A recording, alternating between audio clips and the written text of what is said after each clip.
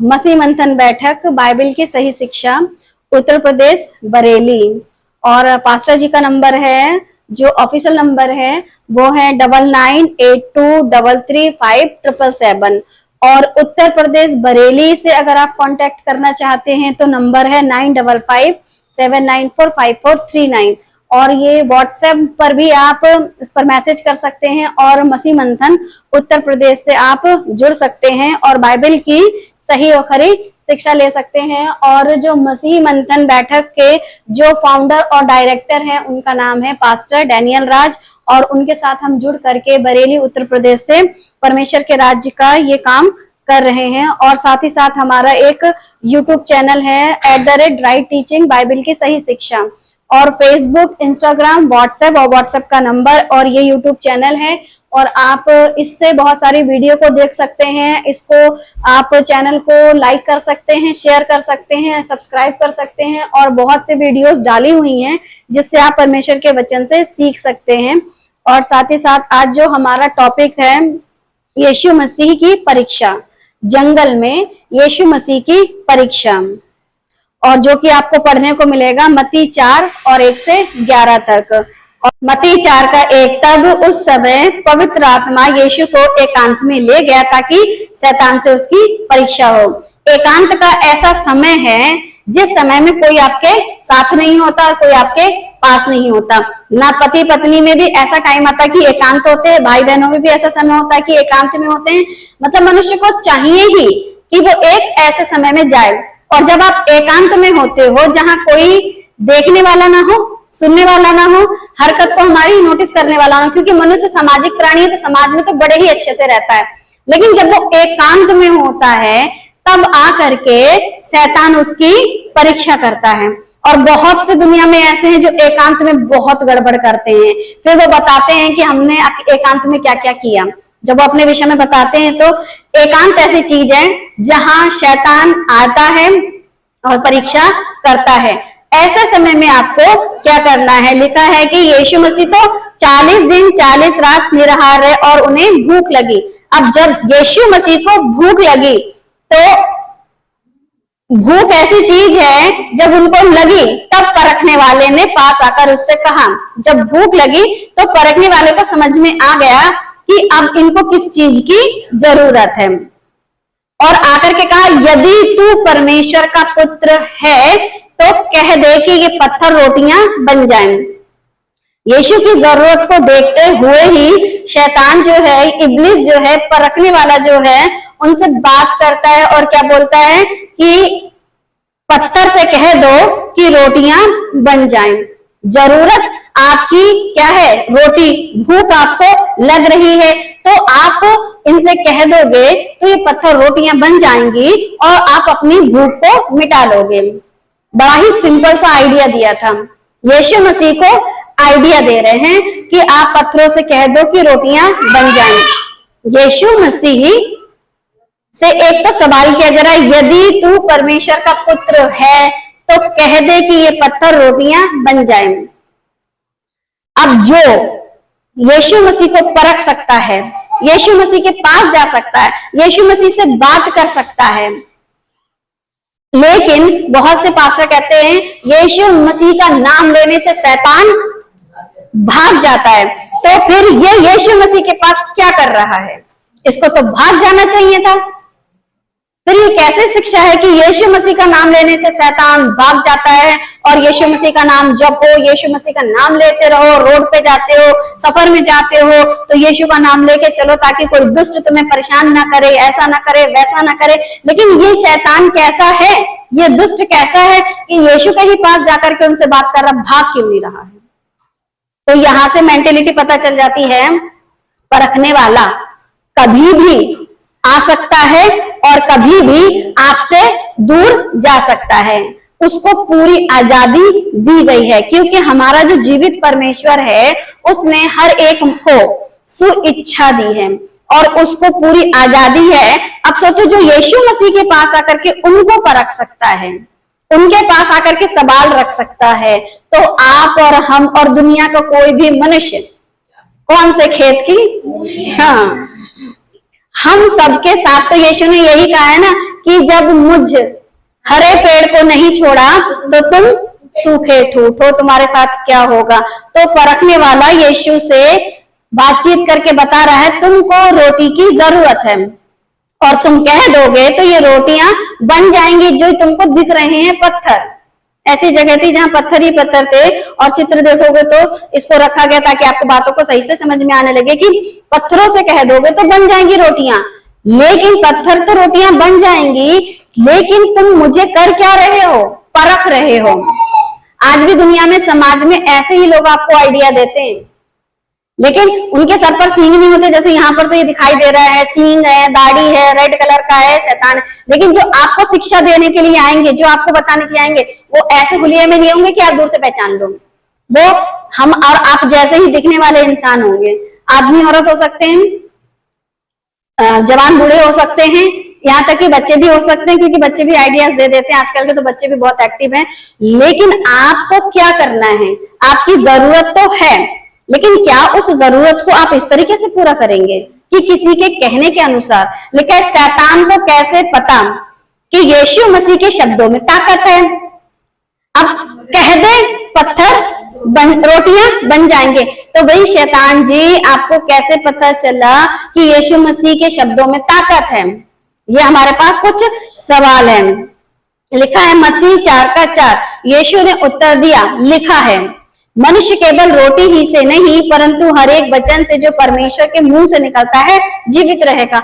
अब यीशु मसीह जैसे ही परखने वाले ने उनसे बातचीत की, यीशु ने सीधे सीधे डायरेक्टली परमेश्वर का जो वचन आज हम पढ़ते हैं 66 पुस्तकों की जो किताब है, उसमें से एक किताब में से एक वचन को ले करके शैतान से बात की।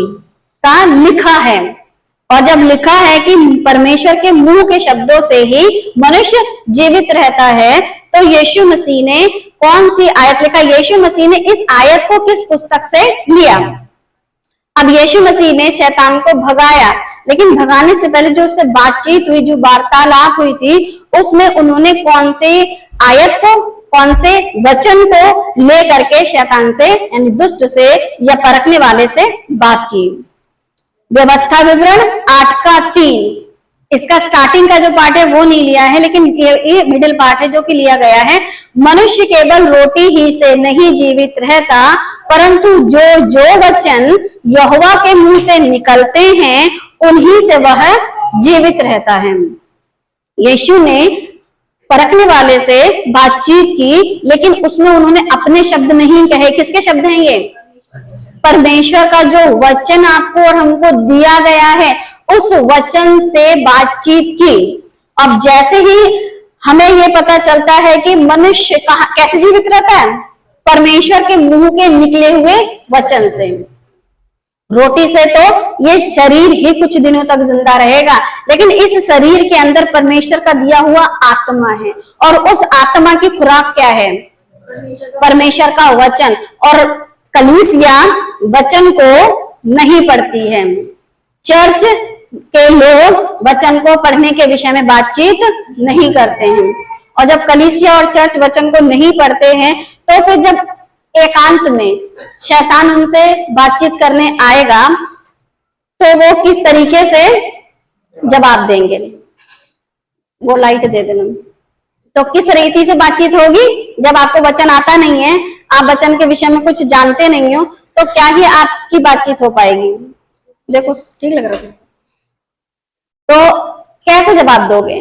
पिक्चर के गानों से, या पिक्चर की स्टोरी से, या फिर स्तुति आराधना जो 2-2, 4-4, 5-5, 10-10 घंटे आप करते हो, उससे किस तरीके से जवाब दोगे जब बाइबल नहीं पढ़ते हो? तो यीशु ने तो डायरेक्ट क्या लिखा है, स्टार्टिंग ही जो उन्होंने की वो किससे कर दी है? वचन से।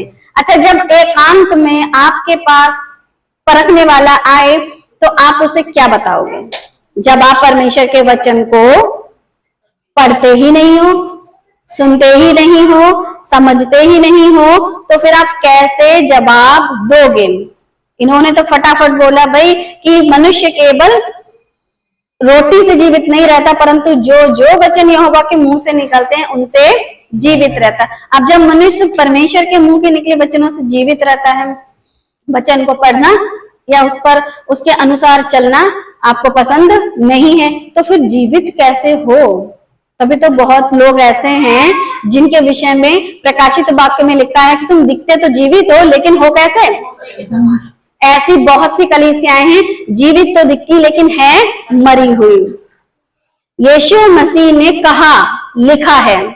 अब परखने वाले को अकल आ गई। अच्छा, लिखा है, कहा है, तो फिर तो परखने वाले ने भी कह दिया, लिखा है। जैसी टोन में आप बात करोगे वैसे ही टोन में परखने वाला भी बात करेगा। टोन का मतलब है जिस तरीके से आपकी बातचीत रहेगी। अच्छा, बाइबल की ज्ञाता हो, वचन जानते हो, अब समझिए इसको हमको किस तरीके से समझाना है, क्योंकि समझाने वाला बड़े अच्छे तरीके से समझाता है। जब आपकी बेसिक जरूरत के बारे में बातचीत की तो आपने जवाब दे दिया डायरेक्ट वचन से। अच्छा, वचन की ज्ञाता हो, अब मैं इसको वचन से ही क्या करूंगा? समझाऊंगा या फंसाऊंगा या बताऊंगा। तब परखने वाले ने भी क्या कह दिया? तब शैतान ने उसे पवित्र नगर में ले गया और मंदिर के कंगोरे पर खड़ा किया। अब ये क्या हुई? दूसरी परीक्षा। अब जब ऐसी जगह ले जाकर के यीशु मसीह को खड़ा किया, तब शैतान ने क्या सवाल पूछा और उससे कहा, यदि तू परमेश्वर का पुत्र है तो अपने आप को नीचे गिरा दे, क्योंकि लिखा है, लिखा है। अब कहानी कहां आ गई? उसने आपको परखने के लिए क्या किया? लिखा है। अब उसने ये वचन कहना शुरू कर दिया कि वह तेरे विषय में अपने स्वर्गदूतों को आज्ञा देगा और वह तुझे हाथों हाथ उठा लेंगे, कहीं ऐसा ना हो तेरे पांव में पत्थर से ठेस लगे। वचन की ज्ञाता हो तो अब मैं वचन से ही आपसे बात करूंगा। बहुत से लोग कहते हैं कि हमने प्रार्थना की, हमें दर्शन दिखाई दिए, हमें ऐसा किया, हमें वैसा हुआ। तो भैया होगा, तुम जिस चीज की प्यास रखोगे, जिस चीज की तुम भूख रखोगे, जैसा तुम अपने जीवन में जरूरतें रखोगे, वैसा ही तुम्हारे साथ होगा। अब जिसको दर्शनों की भूख है, बहुत लोगों को दर्शन मिल रहे हैं, हमें आग दिखाई दी, हमें ऐसा दिखाई दिया, हमें वैसा दिखाई दिया। किसी को स्वर्गदूतों का है, उन्हें स्वर्गदूत दिखाई दे रहे। भाई जैसी आप सोच रखोगे वैसा ही तो दिखाई देगा। यीशु मसीह को किसी तरीके की कोई सोच नहीं थी, लेकिन इसने हर एंगल से यीशु को परखा। रोटी की भूख है तो फिर रोटी बना दो। अब क्या है कि ऐसी जगह से ऊपर उसे अपने आप को नीचे गिरा दो, क्योंकि तेरे विषय में स्वर्गदूतों को क्या होगा? आज्ञा दी जाएगी और वे तुझे हाथों हाथ उठा लेंगे, कहीं ऐसा ना हो तेरे पांव में पत्थर से ठेस लगे। अब भाई साहब ने ये वाली बात कह दी और क्या कहा है? क्योंकि लिखा है। अब इन्होंने बाइबल की कौन सी किताब को पढ़ा? भजन संहिता। अब पढ़ करके गए थे ये भजन संहिता 91 का 11 यानी 91 का 11, क्योंकि वह अपने दूतों को तेरे निर्मित आज्ञा देगा कि जहां कहीं तू जाए वे तेरी रक्षा करें। और उसके आगे का है भजन संहिता 91 का 12, अभी हमने 11 पढ़ा था, अब हम 12 पढ़ेंगे। वे तुझको हाथों हाथ उठा लेंगे, ऐसा ना हो कि तेरे पांव में पत्थर से ठेस लगे। अब परखने वाले को पता था ये दाऊद ने अपने विषय में नहीं लिखा है, मगर आज के पास्टर्स लोग बताते हैं कि देखो दाऊद ने अपने विषय में ऐसी बातें कही। बहुत सारे पास्टर भजन संहिता को जब पढ़ते हैं तो दाऊद के एंगल से समझाते, देखो दाऊद की प्रार्थना, देखो दाऊद के जीवन में ऐसा हुआ तो उसने माफी मांगी, या दाऊद के जीवन में खुशियां आई तो उसने ऐसा कहा। अब ये चीज परखने वाले को अकल है कि दाऊद के विषय में नहीं, तेरे विषय में। लेकिन बहुत सारे पास्टर्स को अकल नहीं है, वो किसके विषय में बात करते हैं? दाऊद के विषय में। तो आपसे ज्यादा तो पढ़ा लिखा, वो ज्यादा ज्ञानी है, उसके पास ज्यादा वचन की नॉलेज है, जो यीशु से बातचीत कर रहा बाकायदा वचन से। तो आप क्या हो कि आपको वचनों में वो उलझा ना पाए। कितने ही आज दुनिया में ऐसे सेवक हैं, ऐसे पास्टर जो वचन में क्या हैं? उलझे हुए। दर्शनों में दर्शन दिखाया, पत्थर से कैसे रोटियां बन जाए। बहुत से ऐसे सेवक पास्टर हैं जो दर्शनों में खुद भी अटके हैं और लोगों से कहते हैं कि तुम्हें दर्शन दिखाई देगा, दर्शन दर्शन देखो दर्शन, आपको दर्शन में फंसा रखा है। और ये छोटे छोटे जो है ना, ये तो बड़े बड़ों से सीख रहे हैं। ये जो बड़ी बड़ी मेगा चर्चेस चलाते हैं वो दर्शनों की बात करते हैं, वो ऐसे वचन की बात करते हैं, देखो ऐसा प्रभु ने मुझे, मैं बैठा था, मैं 8 घंटे घुटनों पे था और प्रभु ने मुझे ये वचन दिया। प्रभु वचन देगा तो इतनी बड़ी किताब किस लिए दी है? प्रभु तुमको सपने में बता रहा है कि बाइबल की ये आयत पढ़ो। इतनी बड़ी किताब इतने सालों से घर में लेकर के बैठे हो, क्या पढ़ी नहीं? इंतजार कर रहे थे? नहीं, प्रभु आप मुझे बताओ कहाँ पढ़ना है। वो बोलेगा इतनी बड़ी किताब दी हुई है, हम जैसा इंसान हो और हमने किसी को किताब दी पढ़ने के लिए, और वो हमसे बोले कि अरे सिस्टर जी आपने हमें एक बुक तो दी है एक सब्जेक्ट की, अब आप हमें अपनी आत्मा में होकर के ये बताइए कि क्या पढ़ना है। तो हम जैसा, आप जैसा इंसान क्या बोलेगा, भाई इतनी बड़ी किताब दी तो काहे के लिए पढ़ रहा? भाई नहीं पढ़ रहा, समझ नहीं आ रही। पढ़ेगा तो इंसान थोड़ा बहुत तो समझेगा। मगर परखने वाला जैसे ही आप बात करोगे वचन से, वो भी वचन से बात करना शुरू कर देगा। तो जितने भी शैतान के एजेंट हैं वो चर्चों में बाकायदा बाइबल को खुलवाते हैं, वचन को पढ़वाते हैं, वचन को बुलवाते हैं, तभी तो वहां के लोग क्या कहते हैं, अरे कैसे हमारा पास्टर कैसे गलत हो सकता है, वो तो बाइबल से बात करता है। तो फिर ये कहां से बात कर रहा है बंदा? वचन से बातचीत चल रही थी, तो फिर ये परखने वाला भी तो भजन संहिता का उदाहरण लेकर के बातचीत कर रहा, वो भी किससे? यीशु मसीह से। अब जब यीशु मसीह से वचन से लेकर के बातचीत कर सकता है, तो फिर वही डायलॉग, आप कौन से खेत के बैगन हो क्योंकि लुढ़क बैगन हो। बातों को समझते नहीं है कि जो परखने वाला है आपसे कहीं ज्यादा शातिर है। वो आप बने भी नहीं थे, उससे पहले वो था, और उसको जो लिखा गया है वो तब भी उस भीड़ में था। मूसा लिख रहा है, परमेश्वर लिखवा रहा है, फिर परमेश्वर कहता है कि इनको बड़े बड़े पत्थरों पे लिखो, फिर लोगों को सिखाओ। अच्छा, जितना ज्यादा लोगों को सिखाया जाता था मूर्ति पूजा से दूर रहो, मत करो, अच्छा उतनी ही ज्यादा ये लोग वही काम क्यों करते थे? पहली ही आज्ञा कहती है तू मुझे छोड़ किसी दूसरे को ईश्वर करके ना मानना, और उतना ही ज्यादा ये मानना शुरू कर देते थे। क्योंकि बहकाने वाला आपको दिखाई दे रहा है, उसका लेवल क्या है, बहकाने वाले का लेवल क्या है। आप उसको छोटा मोटा समझ के बैठे हो, वो आपको बड़े प्यार से समझाएगा, लेकिन वचन से समझाएगा। बहुत सारे ऐसे हैं सींग लगा के नहीं आए, लेकिन वचन से ही आपको, तभी तो ये फायर मिनिस्ट्री और पता नहीं आत्मा उतरने वाली मिनिस्ट्री और अजीब अजीब सी भाषाएं, मतलब अजीब सी भाषा, अजीब अजीब भाषा नहीं, अजीब सी भाषा, जिसे हम कहेंगे रवा रवा सीखा रवा, पता नहीं कहा आंध्रा बांद्रा पांद्रा, पता नहीं क्या क्या चलता है, ये सब कुछ लगे पड़े हैं। कहां से आए ये? क्योंकि आप बैठे थे, मांग रहे थे। भाई परमेश्वर फालतू की चीजें नहीं देता, लेकिन एक बैठा था आपको देने के लिए। जब वो यीशु के पास आकर के कह सकता है कि भाई अपने आप को नीचे गिरा दे, तो आपका और हम जैसे का और दुनिया में जितने भी लोग परमेश्वर के वचन में सटीक नहीं है, सही नहीं है, जीवन में सही नहीं है, तो वो मौका ढूंढता है और मौके पर चौका मार करके वो हर एक मनुष्य को बहकाने के लिए पूरी पूरी प्रयास करता है। और छोटे मोटे इंसान को तो बहकाने की जरूरत ही नहीं है। 500 की नोट की गड्डी गिरा दो, लालच आएगा, नोट की गड्डी पॉकेट में लेगा और निकाल लेगा, भले वो किसी की भी हो। तो बड़ा ही आसान तरीके से वो लोगों को बहकाता है। बट ये जो लोग वचन के ज्यादा शिक्षा में हैं, ज्यादा ज्ञान में हैं, ज्यादा बढ़ रहे हैं, लोगों को शिक्षित कर रहे हैं और बहुत बड़े चर्चों की कलीसियाओं के पास्टर हैं, आप कैसे कह सकते हो कि वह वचन के द्वारा बहकाए नहीं गए, जब वो यीशु के पास आकर के वचन के द्वारा बहका सकता है।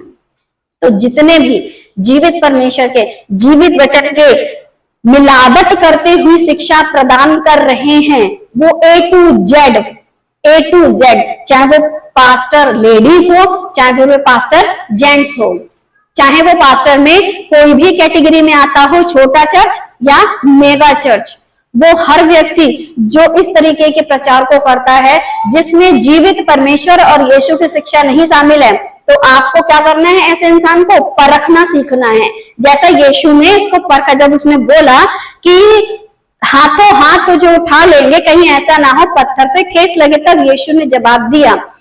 पहले हम देखेंगे क्या शैतान ने किसी और पुस्तक का सहारा लिया?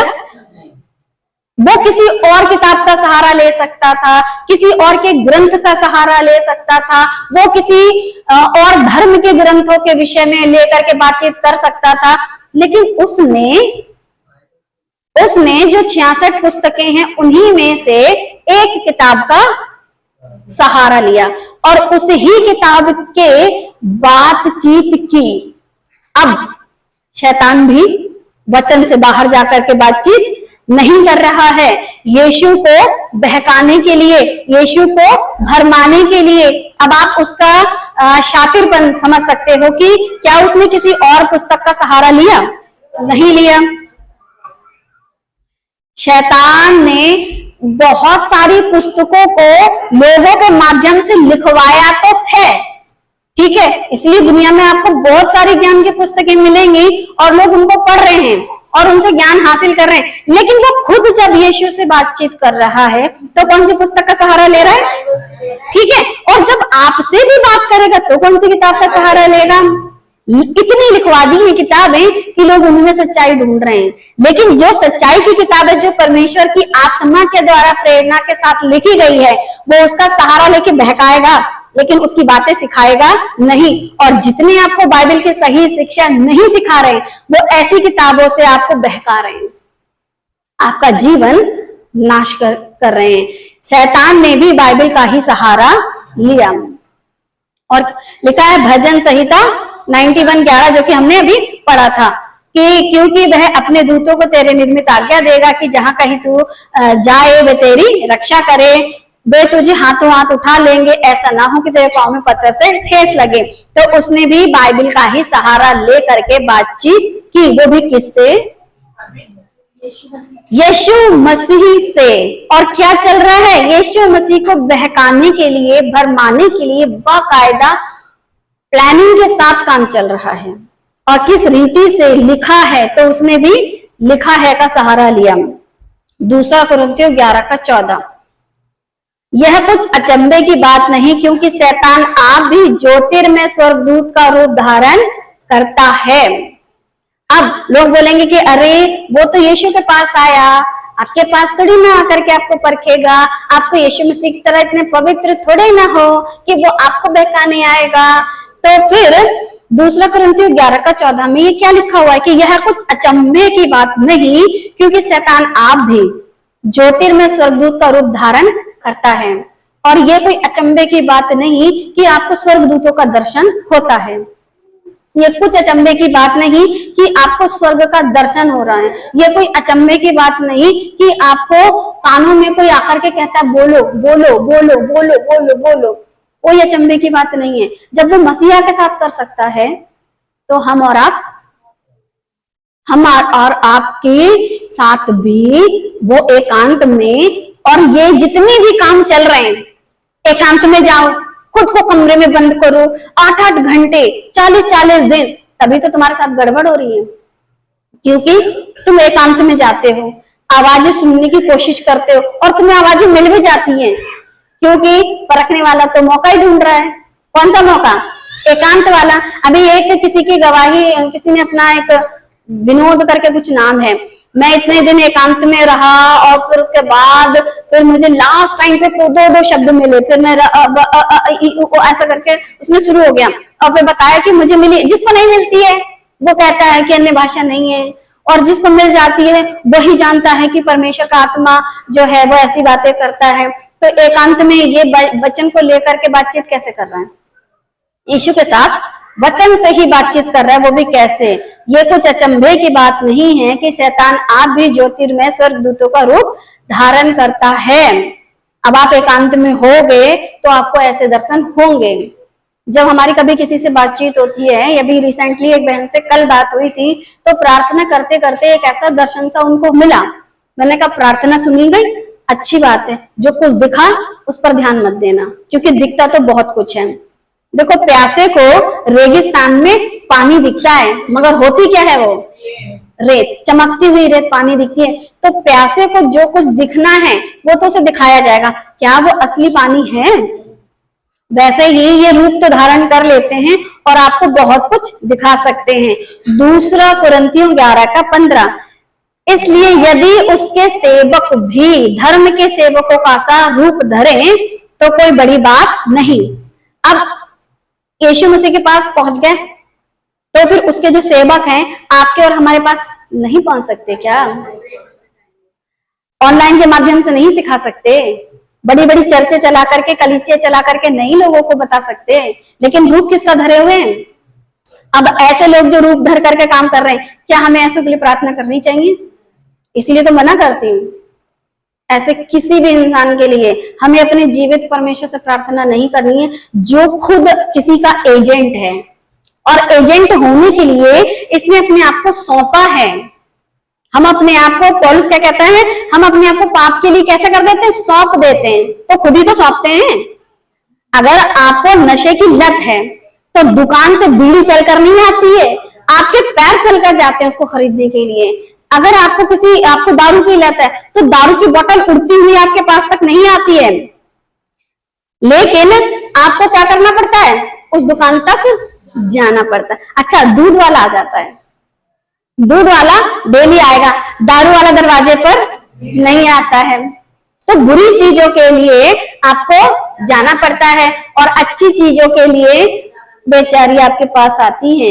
दूध वाला आता है, सब्जी वाला आता है, दारू का ठेला लेके कौन चलता है? देखा है कभी किसी को? दारू ले लो, 20 रुपए 30 रुपए किलो, ऐसा कोई बेचता है? लेकिन टमाटर, भिंडी, प्याज, तुरई, लौकी, दूध, ये सब चीजें लोग, हर एक जो अच्छी चीज है वो आपके पास पहुंचाई जाती है और आप दरवाजे से ही उसे नकार देते हो, क्योंकि आपको लगता है कि ये मेरी जरूरत की चीजें नहीं है। लेकिन हाँ, एक शराबी से पूछ के देखो, उसकी आंखें ही वहीं जाकर खुलती हैं जहां पर उसको मिल रही होती है। ऐसे ही चाहे फिर नशा दौलत का हो, फिर नशा शोहरत का हो, फिर नशा किसी की औरत का हो, ये सारी चीजों के लिए आपको प्रयास करने पड़ते हैं। और ऐसी चीजें आपको देता कौन है? ऐसे लोग भी देते हैं। श्राप है क्या? क्या कंगाली? श्राप है। अगर आप गरीब हो तो ये आपके ऊपर श्राप है। अब बताइए, इस तरीके का प्रचार करने वाले धर्म के सेवक का रूप, लिखा है धर्म के सेवक का रूप धरे हुए हैं, क्या है? एजेंट किसके हैं ये? अब इसलिए यदि उसके सेवक भी धर्म के सेवकों का सा रूप धरे, तो रूप तो धरा है धर्म के सेवकों का सा, लेकिन अंदर से कैसे हैं? शैतान। तो कोई बड़ी बात नहीं है, ये कोई बड़ी बात नहीं है, परंतु उनका अंत उनके कामों के अनुसार होगा। जब कोई इस तरीके की शिक्षा देकर के बहका रहा है, समझा रहा है, फुसला रहा है, तो फिर आप ध्यान रखो, एक दिन उनके कामों का भी अंत होगा, और उनके कामों का अंत होगा बुरा। उनके साथ चलोगे तो आपके भी कामों का अंत कैसा हो जाएगा? तो क्यों आप उनके बुरे अंत के साथ में खुद का अंत करना चाहते हो? तो ऐसी जगह से निकलो, क्योंकि ऐसे लोगों को जब आप पहचान जाओ तो ऐसों की संगति करना छोड़ दो। लिखा है नमस्कार भी मत करना, तो संगति तो बहुत दूर की बात है। मत्ती 4:7 यीशु ने उससे कहा, यह भी लिखा है। पहले तो काम लिखे से चल रहा था, मगर अब यीशु बता रहे हैं कि यह भी लिखा है। अब भी लिखा है का मतलब जो लिखा था, लेकिन ये उससे भी ज्यादा कि यह भी लिखा है कि तू प्रभु अपने परमेश्वर की परीक्षा ना कर, क्योंकि उसने तो भजन संहिता का उदाहरण दे दिया कि लिखा है, तो यीशु ने कहा कि यह भी लिखा है। अब क्या आपके पास इतनी नॉलेज है कि जब कोई वचन से आपको मैनिपुलेट करे, आपके माइंड को वॉश करे, तो आपको नहीं ऐसा भी तो लिखा है, फिर ये क्या है? जैसे कुछ लोग कहते हैं कि परमेश्वर ने भाषाएं दी, परमेश्वर ने भाषा दी, तो फिर हम उस भाषा को क्यों ना बोले? तो भाषा नहीं, भाषाएं दी। वहां पर जो लोग थे उनकी बोलियां दी, ताकि उन लोगों में सुसमाचार सुनाया जाए। ऐसा भी है वहां पर। जब हम ज्ञान रखेंगे तभी तो हम ऐसे बता पाएंगे। जैसे यीशु ने कहा, ऐसा भी लिखा है कि तू प्रभु अपने परमेश्वर की परीक्षा ना कर। और यीशु ने इस बात को कहां से लिया? ठीक है, आगे हम देखेंगे इसको। मत्ती 4:8 फिर शैतान उसे एक बहुत ऊंचे पहाड़ पर ले गया और सारे जगत के राज और वैभव दिखाकर।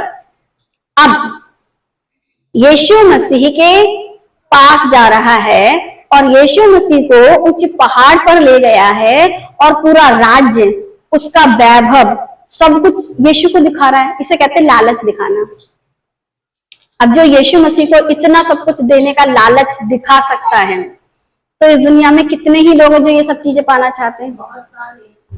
बढ़िया सी कार, बड़ा सा क्या कहते हैं, विला, छोटा मकान भी नहीं, बड़ा सा विला, और अकाउंट में ढेरों नोट, बढ़िया बढ़िया कारें, कोई एरोप्लेन की और कोई प्राइवेट जेट और जाने किन किन चीजों की इच्छा रख करके बैठे हुए हैं।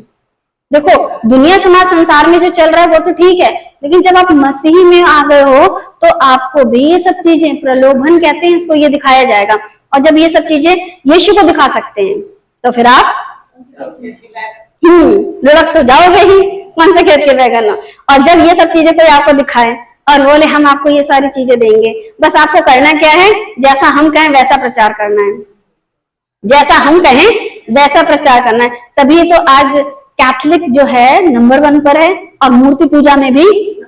जैसे ही आप किसी मनुष्य को ये सिखाओ कि भाई बाइबल बताती मूर्ति पूजा नहीं करना, वो आपको कैथलिक का चर्च दिखाएंगे ले जाकर के, कहेंगे ये क्या है, ये देखो इतनी बड़ी यहाँ पर मूर्तियां लगी हुई हैं, तुम हमें सिखा रहे हो, तुम्हारे तो खुद के चर्चों में इतनी बड़ी मूर्तियां लगी हुई हैं।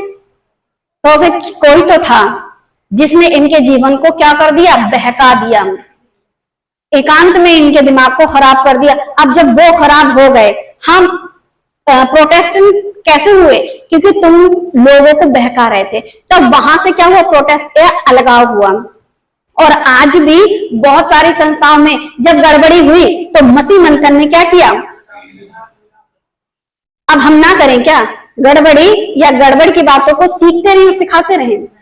गलत चीजों का साथ देने वाला क्या कहलाता है, मैंने चोर को देखा और चोर की संगति करने वाला भी गड़बड़ी हो जाता है। नीति वचन में लिखा हुआ है ना कि आप जब किसी को गलत देखते हो तो उसके साथ संगति मत करो। और ये मनुष्य यीशु के पास आता है और यीशु से कहता है, क्योंकि ये भी मनुष्य की कैटेगरी में ही आ रहा है, अपने आप में जब बातचीत कर रहा है, बोलचाल कर रहा है, इंसानों में घुस जाता है और सारी हरकतें कर रहा है, परखने वाला है, तो मनुष्यों में रह करके काम करता है। यहाँ तो जीसस के पास गया और किस तरीके से गया होगा, कैसा गया होगा, ऐसा कुछ खास लिखा नहीं है, लेकिन परखने वाला, कौन सा परखने वाला, कैसा परखने वाला। हमारे पास कौन आते हैं, इंसान, मनुष्य, और हमको भी और आपको भी ऐसा बहुत सारा लालच देते हैं कि सारा राज्य, सारा वैभव दिखा करके कहा, यदि तू मुझे प्रणाम करे तो मैं ये सब कुछ तुझे दे दूंगा। प्रणाम करने का मतलब मेरी वर्शिप करे, मेरी आराधना करे, मेरी उपासना करे, तो मैं ये सब कुछ तुझे दे दूंगा। तो आपको समझ में आता है ना, रातों रात जो लोग अमीर हो जाते हैं वो किसको, अपनी आत्मा दे करके आते हैं और फिर धीरे धीरे क्या हो जाते हैं, बहुत तेजी में अमीर हो जाते हैं। क्योंकि क्या बेच दिया उन्होंने, अपनी आत्मा को बेच दिया है, अपने जीवन से कबूल कर लिया कि तुम ही हमारे प्रभु हो। प्रभु मतलब अपना ईश्वर मान लिया है। और ये बात जब वो यीशु के साथ कर सकते हैं तो दुनिया जमाने में कितने ही लोगों के साथ किया है। इसीलिए तो बहुत सारे लोग क्या हैं, बहक रहे हैं। और फिर वही लोग वचन का बड़ा जोरों शोरों में प्रचार करके कहते हैं और अपने पास्टर के खिलाफ सुनना भी नहीं चाहते। हमारे पास्टर गलत कैसे हो सकते हैं जब इतनी भीड़ आती है, इतने चमत्कार होते हैं, इतना कुछ होता है, लोग चंगाइयां पाके जाते हैं, मुर्दे जिंदा हो जा रहे हैं और लोग व्हील चेयर पे आते हैं और खड़े होकर पैरों के बल चले जाते हैं। तो जो सारा वैभव, सारा राज्य दिखा रहा है और यीशु से कह रहा है दे दूंगा, तो फिर वहां नहीं दे सकता क्या? क्या उनको वहां देने में कोई दिक्कत है क्या? भाई परखने वाला तो साफ शब्दों में कह रहा है कि मैं दे दूंगा, लेकिन आपको करना क्या है, सिर्फ अपना प्रभु मानना है। और जब प्रभु मानोगे तो सब कुछ मिल जाएगा। तो फिर जितनों ने शैतान को अपना प्रभु माना है, ऑन द स्पॉट बहुत सारे कामों को वो करते हैं, तुरंत के तुरंत बता देते हैं कि आपने बीते समय में आपने क्या क्या किया, सब बीते समय की सारी घटनाएं बता देते हैं। और लोग कहते हैं अरे हाँ, हमारे बारे में बातें हुई, अरे उन्होंने हमारे बारे में सब कुछ बता दिया। अदन की वाटिका से पहले तो बंदा था, अदन की वाटिका में भी था, तो फिर हमारे जीवन के 40 साल पहले, 20 साल पहले, 10 साल पहले, 5 साल पहले, 2 साल पहले, 2 घंटे पहले क्या घटा, क्या नहीं पता होगा। और जब उसकी आत्मा किसी इंसान के अंदर होकर के काम करेगी तो क्या बता नहीं देगी? क्या वो अकेला ही इस पृथ्वी पर गिराया गया था, एजेंट नहीं गिराए गए थे? तो फिर सोचो, एक तो अंदर बैठा है, 2-4 एजेंट बाहर घूम रहे हैं, 2-4 उसके पीछे लगे हुए हैं, तुम्हारी सारी एक्टिविटीज को नोट कर रहे हैं, तो क्या वो बता नहीं देंगे कि इसने क्या क्या करा था? आपने आधे घंटे पहले क्या खाया, क्या पिया, वो भी बता सकते हैं। कोई अचंभे की बात नहीं है, क्योंकि उसके एजेंट लगे ही हुए हैं कि आपको किसी भी एंगल से भरमा दें। और जो यीशु को भरमा सकते हैं, तो फिर आप और हम कौन से हैं ऐसे? लेकिन जो परमेश्वर के वचन से समझेंगे, परमेश्वर के वचन में दृढ़ रहेंगे, वो बहक नहीं सकते हैं। अब इसी कहानी को, यानी कि इसी चैप्टर को हम थोड़ा सा लूका के माध्यम से देखते हैं, जो अभी हमने देखा। लूका की पुस्तक इस विषय में क्या कहती है, इसको भी देखते हैं, क्योंकि दोनों एंगल देखना चाहिए। लूका के एंगल थोड़ा सा और ज्यादा अच्छा लगा, इसलिए मैं आपको लूका के एंगल से भी दिखाना चाहती हूँ। लूका 4:5, तब शैतान उसे ले गया और उसको पल भर में जगत के सारे राज्य दिखाए। कितनी देर में? पल भर में। अब पल भर में यीशु मसीह को सारे राज्य दिखा सकता है और कह रहा है कि ये सब कुछ, और उससे कहा मैं यह सब अधिकार और इनका वैभव तुझे दूंगा, क्योंकि वह मुझे सौंपा गया है और जिसे चाहता हूं उसी को दे देता हूं। तो राज्य, वैभव, अधिकार सब कुछ दिया गया है और मैं दे सकता हूं। तो जब राज्य दिया गया है, वैभव दिया गया है, अधिकार दिया गया है, तो ये सब दिया जा सकता है किसको?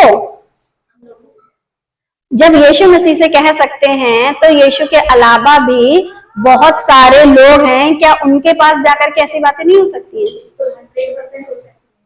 और जब यीशु मसीह के पास जाकर के ऐसी बातें हो सकती हैं, तो फिर साधारण सा जो मनुष्य जो चाहत और इच्छा ही रखता है लग्जरी लाइफ, बढ़िया सुकून, शांति, पैसा और सब तरीके की अच्छी चाहत वाली लाइफ, अगर उसके पास जाकर के कहा जाए तो क्या वो बहकेगा नहीं? जिसको जिस चीज की चाहत हो, मुझे थी लड्डू की चाहत और किसी ने ला करके खिला दिया, फटाक से कहेंगे अरे वाह, मेरा भी बड़ा मन कर रहा था मिठाई खाने का, अरे तुम्हें कैसे पता चला कि मुझे खाने की इच्छा थी? तो क्या होता है, हम लोग कई बार ऐसा करते हैं ना, होता है ना कि अरे मेरा बड़ा मन था वो चीज खाने का, वो चीज मुझे मिल गई। अब आपकी बहुत चाहत थी बहुत अमीर बनने की, बहुत पैसे वाला बनने की, और कोई अचानक से आकर के बोले कि मैं ये सब कुछ तुझे दे दूंगा, बस क्या करना है तुमको? मुझे झुक करके प्रणाम करना है, प्रभु मानना है। लिखा है ना कि तब शैतान उसे ले गया और उसको पल भर में जगत के सारे राज्य दिखाए। अब जिसमें इतनी ताकत है कि यीशु मसीह को पल भर में पूरी दिखा डाला राज्य, और कहता है मैं ये सब अधिकार, इनका वैभव तुझे दूंगा। तो जितने भी शैतान के एजेंट बन करके आज प्रचार का काम कर रहे हैं, क्या इनके पास जाकर के बातचीत नहीं की होगी? क्योंकि एकांत में जाते हैं और फिर अपनी आत्मा को एकांत में ही बेच देते हैं, क्योंकि वह मुझे सौंपा गया है। उनसे भी ऐसी बातचीत करता है कि मुझे भी सौंपा गया और जिसे चाहता हूं उसी को दे देता हूं। धनवान पूरी जिंदगी धनवान बना रहा और लाजर पूरी जिंदगी कंगाल बना रहा। और जो लोग ऐसा प्रचार करते हैं कि कंगाली एक श्राप है, तो उससे पूछा जाए तो फिर तो श्रापित कौन था? लाजर, जिसके घाव कभी ठीक ही नहीं हुए, जिसको कभी ढंग का खाना नहीं मिला, जूठन मिली, जिसकी जिंदगी में कभी कुछ अच्छा हुआ ही नहीं, वो श्रापित था। अगर वो श्रापित था तो फिर अब्राहम की गोद में कैसे पहुंचा? और अगर धनवान बहुत आशीषित था तो फिर वो नरक में क्या कर रहा था? अब आप सोचो कैसी गड़बड़ का प्रचार कर रहे हैं बड़े बड़े पास्टर्स, और अगर उनके विषय में उजागर ना किया जाए तो फिर लोग कहां जाएंगे? जब आपकी आंखें खुलेंगी ना नर्क में, तो फिर आंखों में आंसू भी नहीं लगा पाओगे। क्योंकि पानी ही नहीं है, आंखों से भी नहीं निकलेगा कि इतना सा ले करके लगा ले कि नमक का ही पी लें, वो कंडीशन हो जाएगी। आपको मौत से बचाने के लिए मसीहा आया था, और आज आपको अनंत मौत का डर या भय या उसकी जागृति या उसके विषय का ज्ञान देने के लिए ही तो ऐसा प्रचार कर रहे हैं कि आपको भी वो राज्य वैभव ये सब कुछ दिखाया जा सकता है। इसलिए सावधान और सतर्क रहो कि कोई भी वचन से भी मिलावट करके आपको सिखा सकता है, और ऐसा बहुत चल रहा है, भयंकर रीति पे चल रहा है। दर्शन, स्वप्न, प्रार्थनाएं सुनी जा रही है उनकी, और वो लोग सेकंड से पहले प्रार्थना करते हैं, सेकंड के बाद कोई आता है जिसकी बच्चा नहीं हो रहा है, इधर प्रार्थना होती है, उधर उसके बच्चे की बात आ जाती है कि भाई थोड़े दिनों में इसका बच्चा होगा, ठीक है दे देगा भाई। जब वो यीशु से कह रहा है कि मुझे अधिकार है तो दे दूंगा, और वो दे देता है। फिर आगे लिखा हुआ है कि इसलिए यदि तू मुझे प्रणाम करे, टोटली कुल मिलाकर के क्या चीज है, प्रणाम करे, तो यह सब तेरा हो जाएगा। सिर्फ काम कितना है कि आपको शैतान को प्रणाम करना है। क्या हो गया? इसलिए यदि तू मुझे प्रणाम करे तो यह सब तेरा हो जाएगा। अब यीशु मसीह के साथ भाई साहब क्या बातचीत चल रही है, इस तरीके से कभी पढ़े थे? क्या सटीक बात कर रहे हैं और यीशु को उलझा रहे हैं। जब यीशु मसीह को समझा रहे हैं, बातों में उलझा रहे हैं भाई साहब, और यीशु मसीह को हर एंगल से अपने वश में लाने की कोशिश कर रहे हैं, तो फिर अब आप सोच सकते हो हमारा और आपका क्या है, जो कि सही से वचन को समझना भी नहीं चाहते। हमारा आपका मतलब मसीह समाज, सिखाने वाले और सीखने वाले, ऐसे बहुत से दुनिया में पड़े हुए हैं जो ऐसे भ्रम में, और प्रणाम किसको कर रहे हैं? शैतान को। और उन्हें क्या लगता कौन है ये? यीशु, क्योंकि दूसरा यीशु, दूसरा सुसमाचार, दूसरी आत्मा, यहां तक कि दूसरी नींव, तो फिर दूसरा पास्टर नहीं हो सकता, है ना?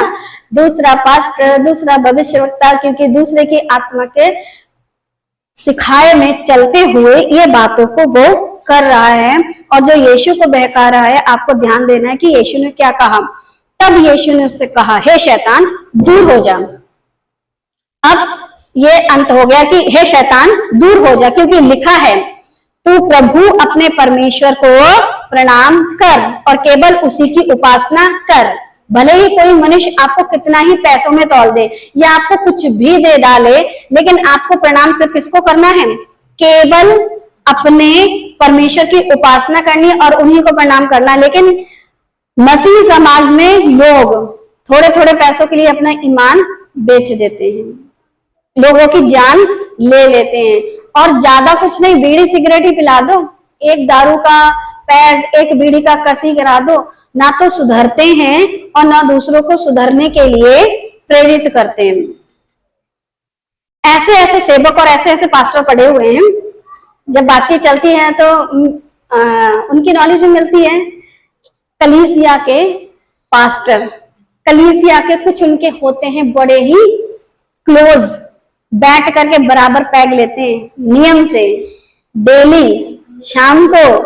और ये डांस वांस तो अलग चीज है, डेली पास्टर और कलीसिया मिल करके, कलीसिया के कुछ उनके होते हैं ना, दाएं और बाएं हैं, कहते हैं ना लेफ्ट हैंड राइट हैंड, मिल करके बैठ करके पीते हैं, ठीक है। ऐसे जाने कितने ही चर्चों में चल रहा है, कितनी ही संस्थाओं में चल रहा है। अब ये बताइए, एक तरफ तो आप उसी कलीसिया के साथ बैठ करके दारू पी रहे हो, और दूसरी बात फिर आप प्रचार करने जाओगे और बोलोगे कि दारू नहीं पीनी है, नशा नहीं करना है, ऐसा नहीं करना है, वैसा नहीं करना है, तो जो साथ में बैठ करके जिसने पी रखी होगी वो क्या कहेगा?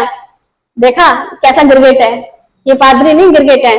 भले ही वो लोगों को ना बताए, लेकिन उसकी मेंटेलिटी क्या कहेगी? क्या वो सुधर पाएगा?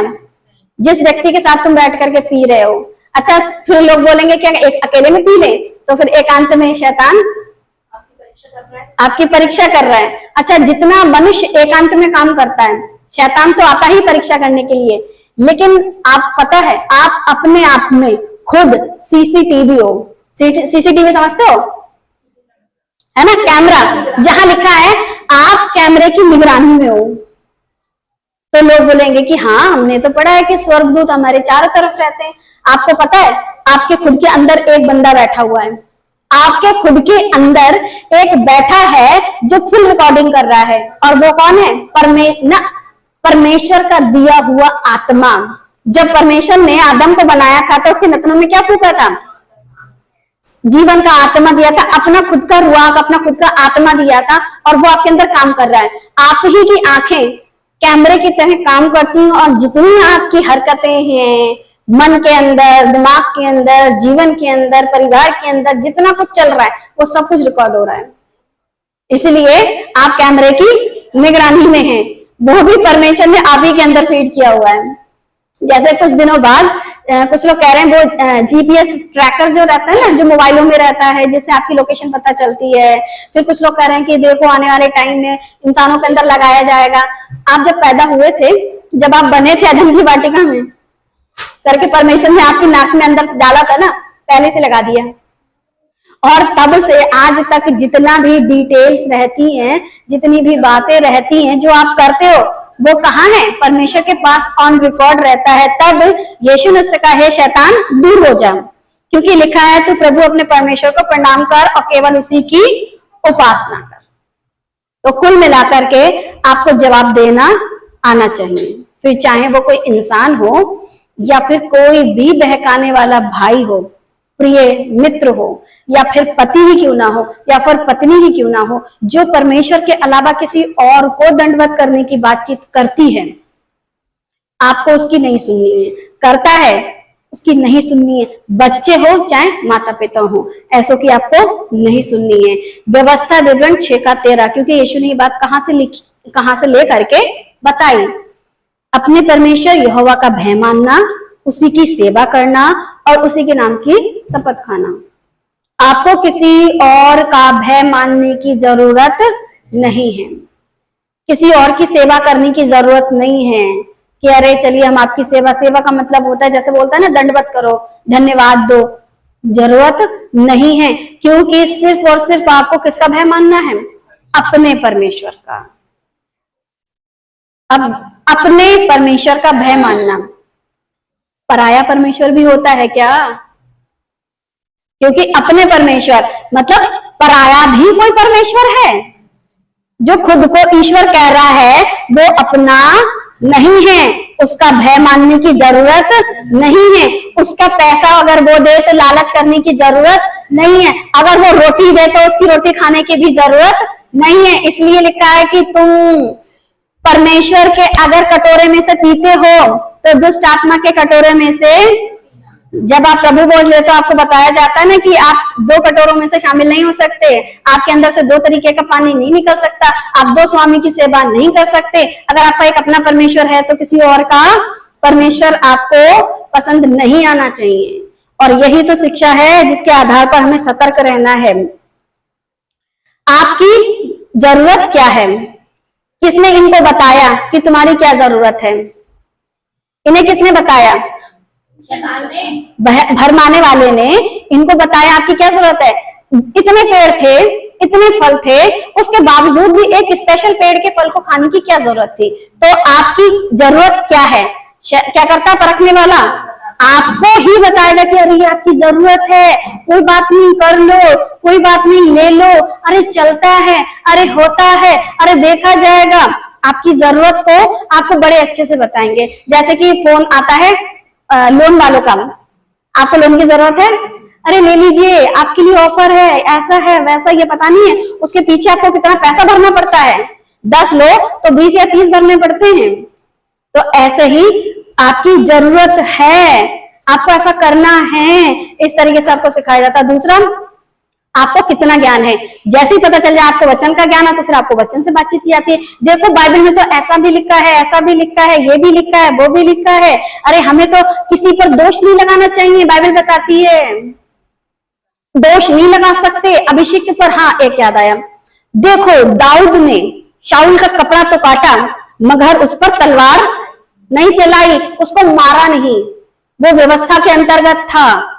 अगर वो व्यवस्था के अंतर्गत था, ठीक है, उसने उस पर तलवार नहीं चलाई, तो भाई साहब तुम दूसरे की औरत पे क्यों फिदा हो गए? भाई अगर एक तरफ तुमने अच्छा काम कर दिया, दूसरी तरफ तो काम बुरा किया है। और ये भी लिखवाया, अभिषिक्त के कपड़े नहीं काटे, किसी औरत के आदमी का गला काट लिया। ये क्या था? अभिषिक्त के बारे में कुछ मत कहो और अकेले में जाकर के दूसरे की औरत को ताको। ये क्या बात हुई? कैसा जीवन है ये?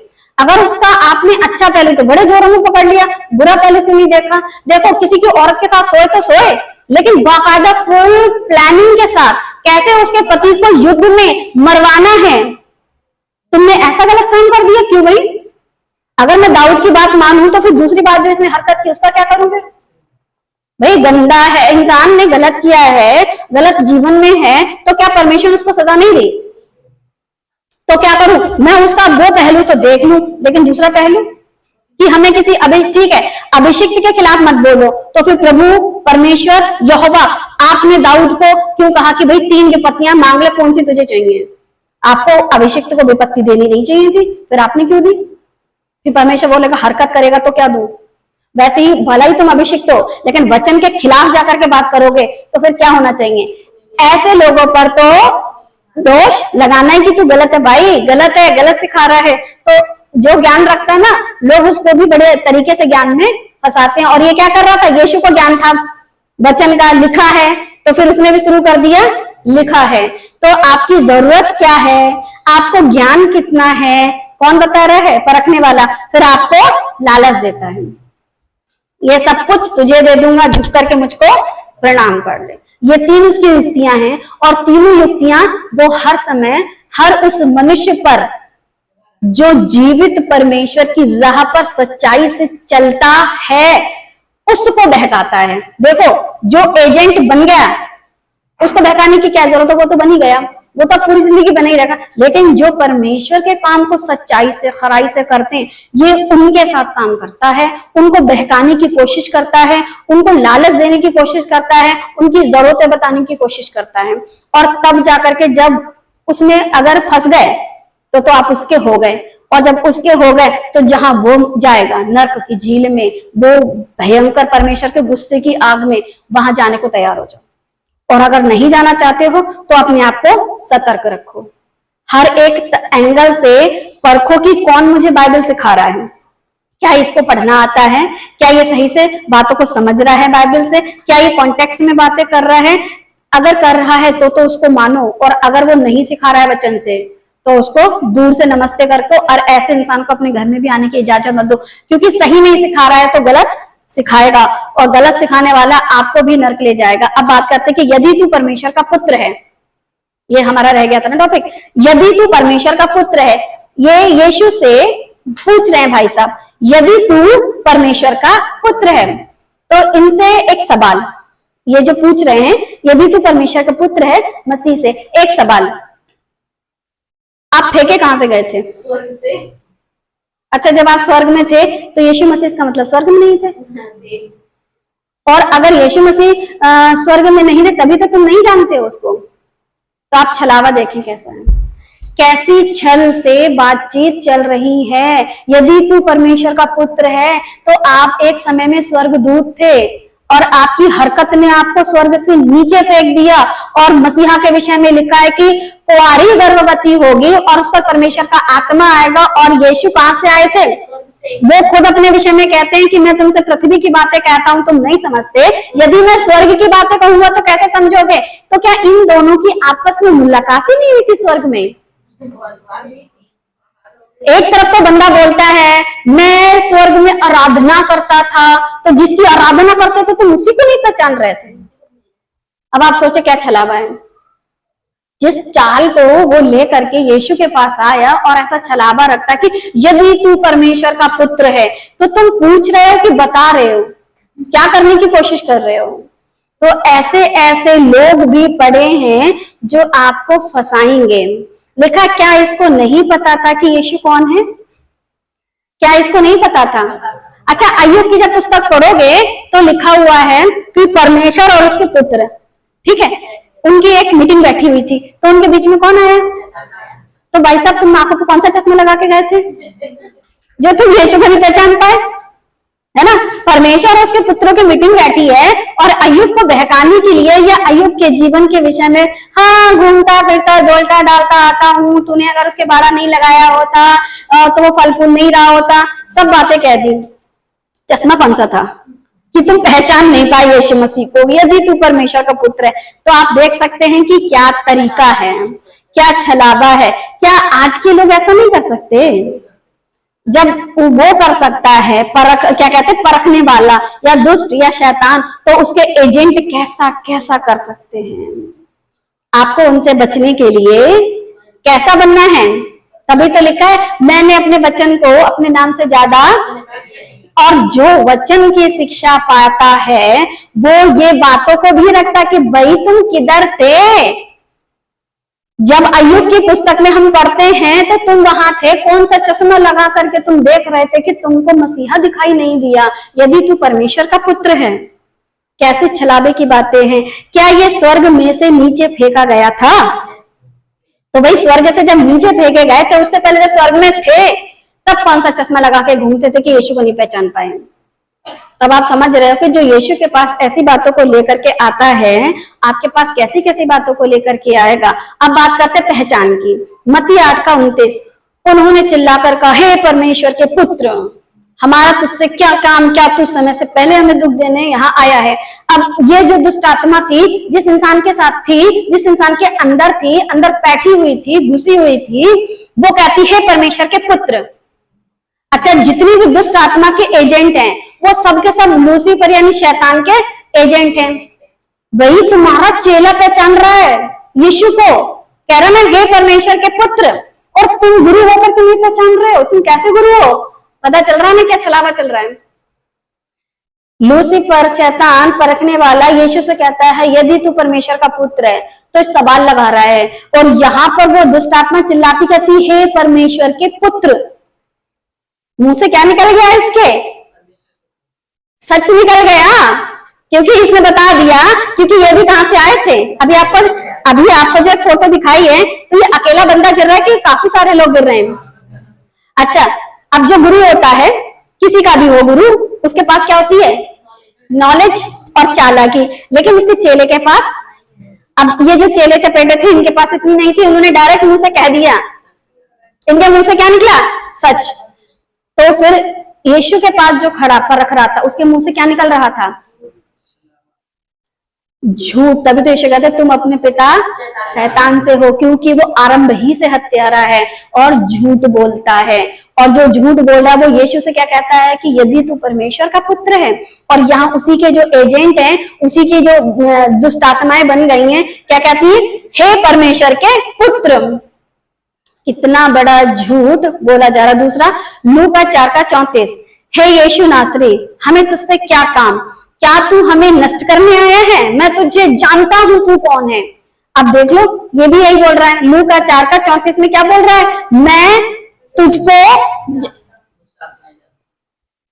दुष्ट आत्मा यीशु मसीह को जानती है। तू कौन है? तो भाई एक बात बताओ, दुष्ट आत्मा, तुमको तो अधिकार पृथ्वी का मिला, तो ऊपर कैसे पहुंचे? यीशु को दुष्ट आत्माएं जान रही हैं, तो यीशु मसीह आप तो पृथ्वी पर कितने दिनों के लिए आए थे? 33.5 साल। ये आपको कैसे पहचानती है? बहुत सारे लोग कहते हैं ना कि तुम्हारा यीशु है कितना पुराना। दुष्ट आत्मा पहचान रही है, और दुष्ट आत्मा बहुत पुरानी है, और यीशु को पहचान रही है, और तुम मसीहा को नहीं पहचान पा रहे हो। दुष्ट आत्मा भी जानती है, लेकिन आजकल का जो इंसान है, मसीह समाज है, वो मसीह को क्यों नहीं पहचान रहा है? इससे भी बुरे हो गए हो। जैसी इसकी हालत है, इससे बुरी हालत हो जाएगी। जैसा ये दिख रहा है, इससे ज्यादा खतरनाक हालत हो जाएगी। तो पहचानो।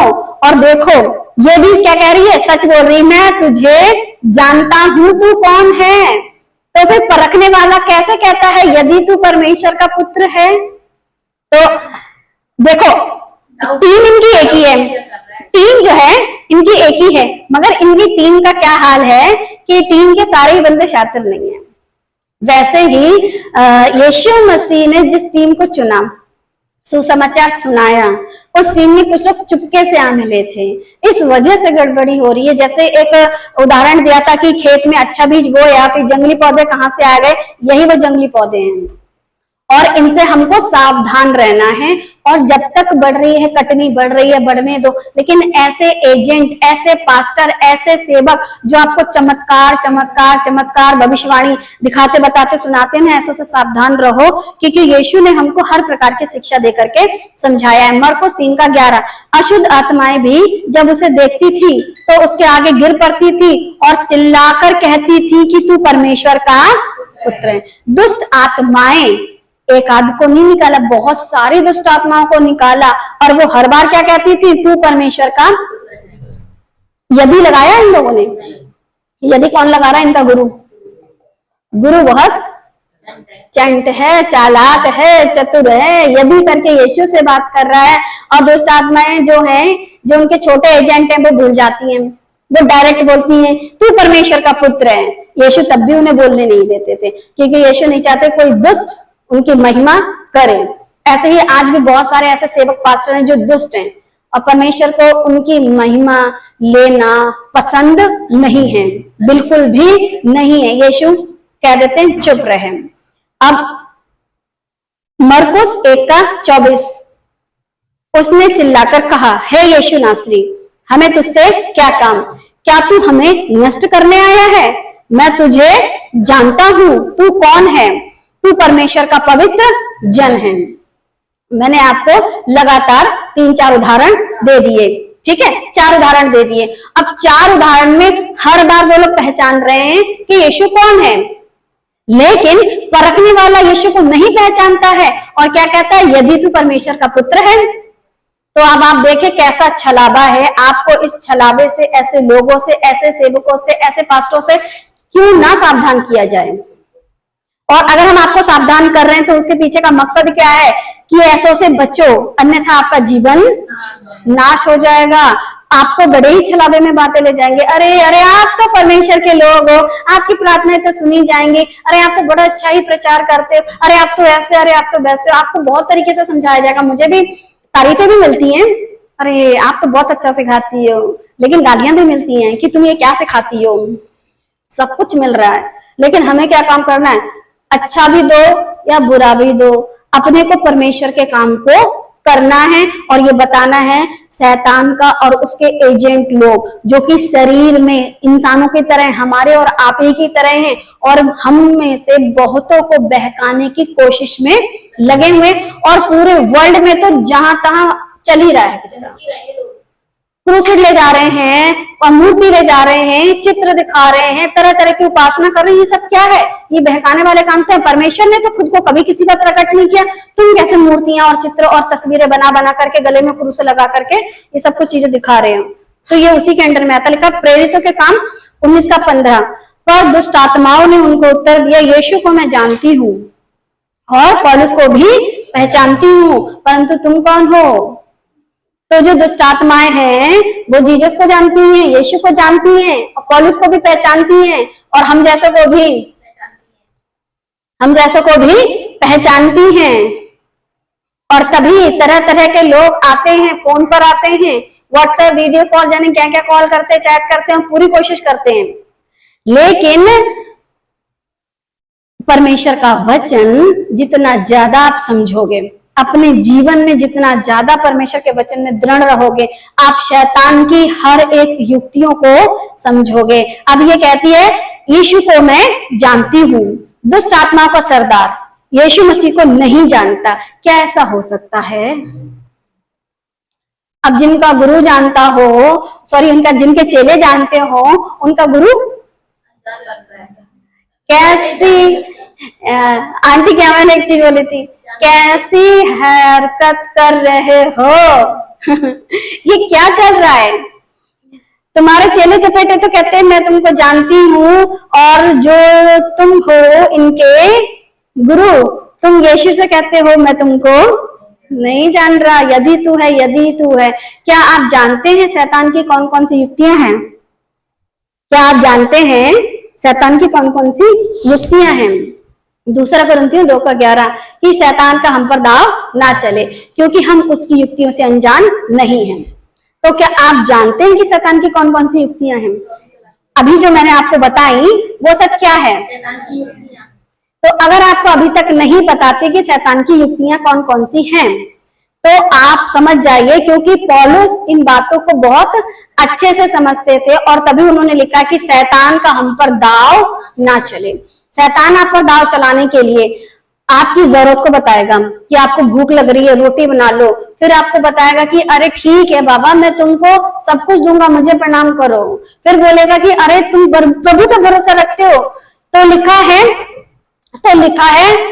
परख कर देखो यहोवा कैसा भला है। अब लगे लोग परखने के लिए।